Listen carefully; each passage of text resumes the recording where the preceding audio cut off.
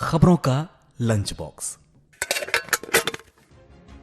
नमस्कार, radio money 9 पर आप सुन रहे हैं खबरों का लंच बॉक्स। मेरा नाम है अमन गुप्ता।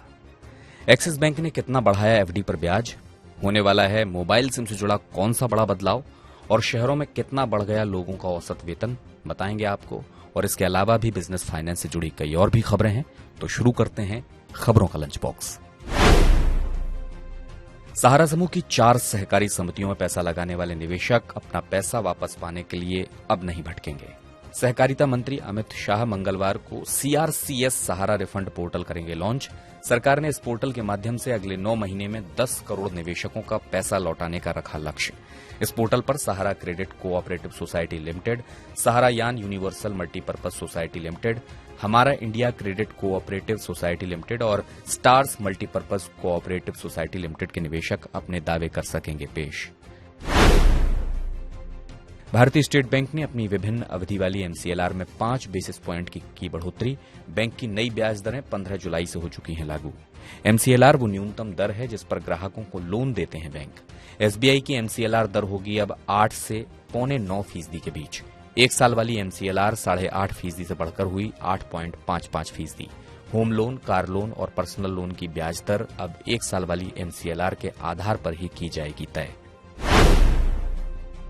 अगर आप एक्सिस बैंक कस्टमर हैं तो आपके लिए है अच्छी खबर। एक्सिस बैंक ने अपनी कुछ फिक्स डिपॉजिट स्कीम पर बढ़ाई है ब्याज दरें। बैंक ने 2 करोड़ रुपए से कम वाली एफडी स्कीम पर ब्याज दरों में की 10 बेसिस प्वाइंट की बढ़ोतरी। नई ब्याज दरें 17 जुलाई से हो चुकी हैं लागू। एक्सिस बैंक अब अपने ग्राहकों को 7 दिन से लेकर 10 साल वाली एफडी पर 3.5% से लेकर 7.20% तक का देगा ब्याज। मोबाइल से होने वाले फ्रॉड को रोकने के लिए सरकार एक नई योजना पर कर रही है काम। सरकार अब एक आईडी पर केवल 4 सिम कार्ड जारी करने की सीमा कर सकती है तय। अभी तक एक आईडी पर अधिकतम 9 सिम हो सकती हैं जारी। ऑनलाइन फ्रॉड के बढ़ते मामलों पर लगाम कसना है सरकार के इस कदम का मकसद। अगले साल मार्च तक 70% कर्मचारी करने लगेंगे ऑफिस से काम। एचसीएल टेक ने दिए वर्क फ्रॉम ऑफिस के संकेत। कंपनी जरूरतों के हिसाब से हाइब्रिड मॉडल को रखेगी जारी। ऑफिस आने वाले कर्मियों की संख्या में धीरे धीरे हो रही है बढ़ोतरी। अन्य कंपनियां भी अब कर्मचारियों को बुलाने लगी हैं दफ्तर। संगठित क्षेत्र में बढ़ी नौकरियां। कर्मचारी राज्य बीमा निगम यानी ईएसआईसी के मुताबिक मई 2023 में जोड़े गए 20,23,000 नए कर्मचारी। इसके साथ ही मई में लगभग 24,886 नए संस्थानों को किया गया है रजिस्टर और उन्हें लाया गया है ईएसआईसी के सामाजिक सुरक्षा के दायरे में। मई माह में युवाओं को बड़ी संख्या में मिली है नौकरियां। कुल 20 लाख कर्मचारियों में 25 साल तक के हैं करीब 9.5 लाख कर्मचारी। भारत के शहरों में सैलरी पा रहे व्यक्ति की औसत महीने की कमाई वित्तीय वर्ष 2022 की दूसरी तिमाही में 20,030 रुपए से केवल 7.5% बढ़कर वित्तीय वर्ष 2023 की पहली तिमाही में हुई 21,647 रुपए।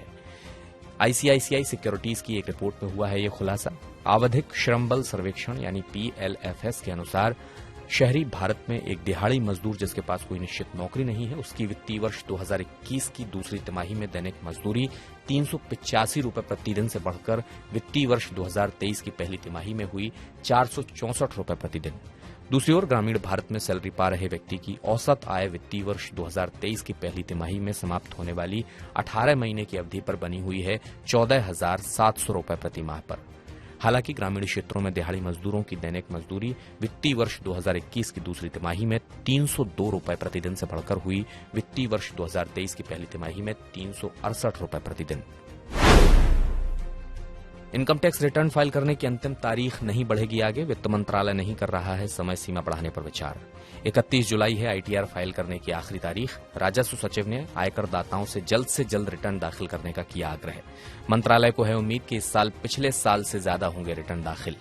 सरकार को चालू वित्त वर्ष में 33 लाख करोड़ रुपए से अधिक टैक्स संग्रह की है उम्मीद। जुलाई के 15 दिनों में घटी पेट्रोल डीजल की मांग। मानसून के दौरान भारी बारिश की वजह से लोगों ने टाली हैं अपनी यात्रा की योजनाएं। कृषि क्षेत्र में भी घटी है ईंधन की मांग।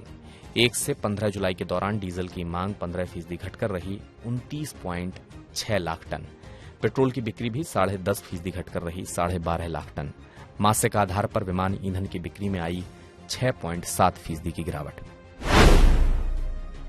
इसी के साथ खबरों के लंच बॉक्स में मैं अमन गुप्ता लूंगा आपसे विदा। बिजनेस और पर्सनल फाइनेंस से जुड़ी हर खबर से अपडेट रहने के लिए आप सुनते रहिए रेडियो मनी 9 और डाउनलोड कर लीजिए मनी 9 का मोबाइल ऐप। चलता हूं, अपना ख्याल रखिएगा। नमस्कार। खबरों का लंच बॉक्स।